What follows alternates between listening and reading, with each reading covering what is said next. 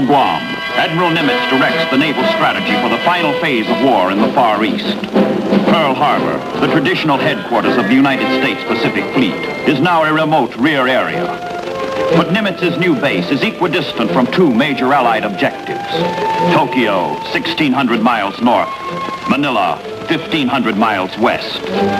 Everything needed to conquer the one and liberate the other has been furnished in abundance, and overabundance, and superabundance by workers in factories 10,000 miles back across the vast reaches of the Pacific in continental United States. But here it all is. Detroit is here, and Birmingham is here. Pittsburgh is here, and so is Seattle. The wealth of American skill and American labor is stored and stacked and ready here on Guam, here in the Marianas.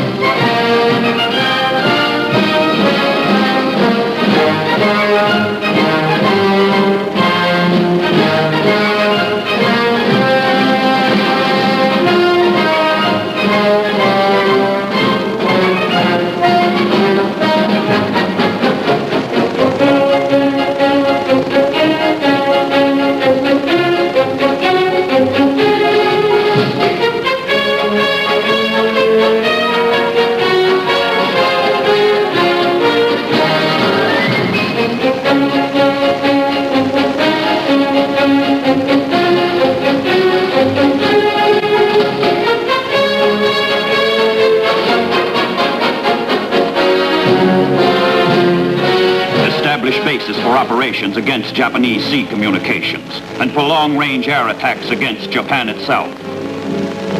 That is what Nimitz's strategic directive called for in the Marianas. On Guam, on Saipan, on Tinian, the bases have been established. The mission has been accomplished. Now the B-29s take off. Take off for Tokyo. Take off for victory.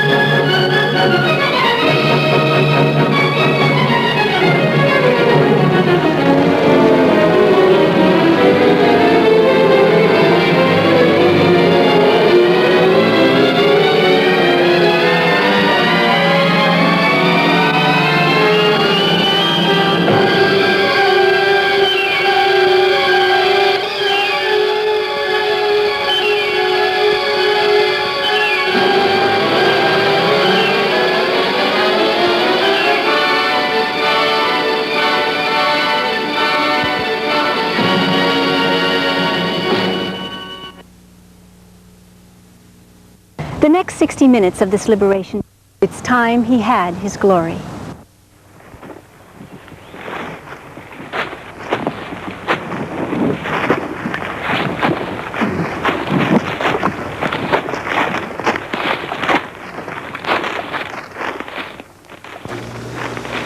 Once upon a time, there were some people, and they endured with dignity.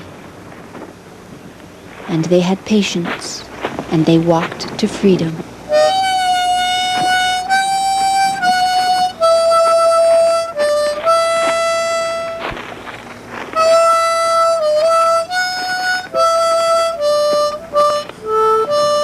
This ragtag column of people, gingerly picking their way across the foothills of Guam, are just some of 22,000 Chamorros, freed only hours before from Japanese concentration camps. This was their day of freedom, the day they all say they knew would come. The date is approximately July 25th, 1944. 2 weeks prior to this scene, this joy march, the people had still been captives in their own land. On July 10th, they had been force-marched to 3 major areas of the island's interior.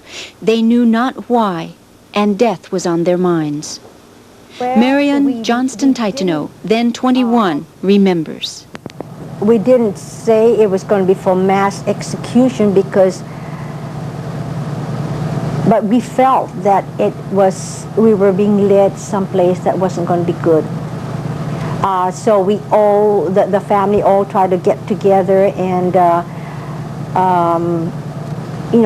got as close together as possible, and we were always telling each other what each was to do in case this and that. I mean, we were prepared for the worst. The worst being? Yes, we were prepared for the worst. We knew they were not taking us for anything better. We knew it was for the worst. Whatever it was, we were all hoping that we would live through it, but we were all prepared that it might be the end. 2 of the largest camps were Asinan, near Pago, and Maningan, on the Ilic River banks near Jonia. There were 10 to 15,000 people in Maningan, living in hastily constructed lean-tos, foraging for their own food. It had recently rained, and Titano says the people were muddy and wet. I mean, there was so much diarrhea going on and vomiting, and all through the day and night you hear kids wailing for food. A lot of times the mothers couldn't even breastfeed them. And I remember incidents where they used to feed the kids the coconut or whatever it was, which is attributed to their diarrhea. But I remembered all these kids, and I remembered the mothers going from little shacks to shack asking whatever food was available, and I used to remember giving them whatever we had. While in the camps, the people had seen planes flying overhead and heard the distant sounds of shooting and bombing.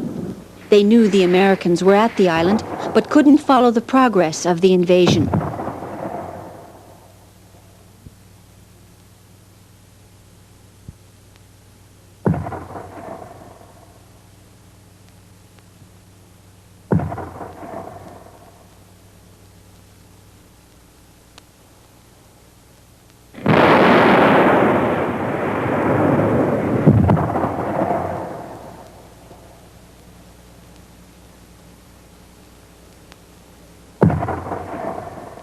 We used to wake up in the mornings, and you see, we were not allowed to do any cooking until after 5 o'clock because the bombings, the planes would come overhead from 9 to 5. And then after 5, then we can cook because by 7 o'clock, then the strafing would start.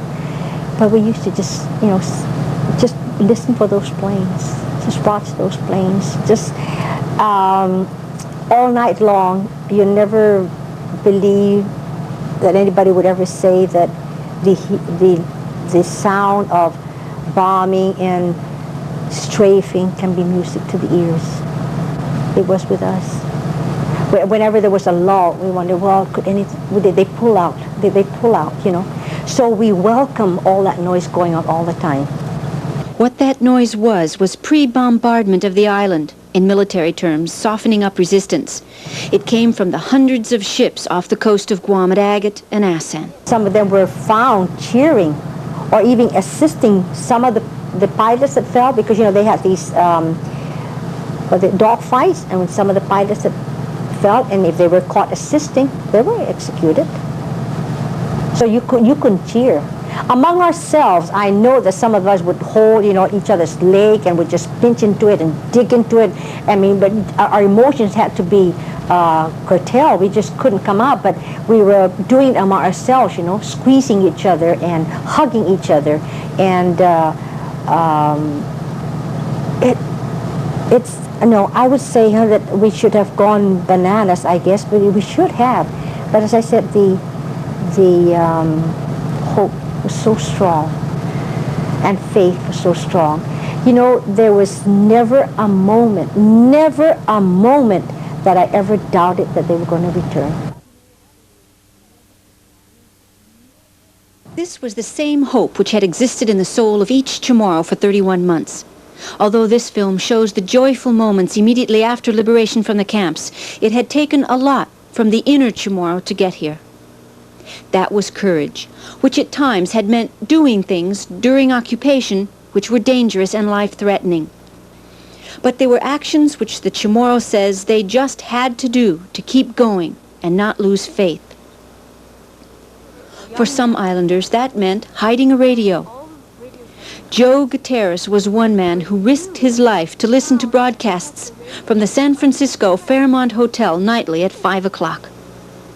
Gutierrez followed every battle in the European and Pacific campaigns. Some people wouldn't even listen to one of the forbidden radios, let alone have one around. Joe says he was just sure he wouldn't get caught. Because I know the way how to maneuver. Then I maneuver every time they come there. I tell them I like Japanese. I like Japanese. Look, I like the emperor. I bow down, so they don't have to bother me. But there were close calls. One time, a Japanese came to the house as he and a few trusted friends were listening to the radio. Gutierrez showed his cool and his acceptance of the inevitability of war and survival. Those two of my friends, just checking ladies, you can't even talk. Say, what's wrong? It's Japanese. And they asked me, the radio's right over there. Say, what? Say, the radio's behind you. Said, they start reading, I think they even pee. Because of they're very scared. I still had my, my bolo.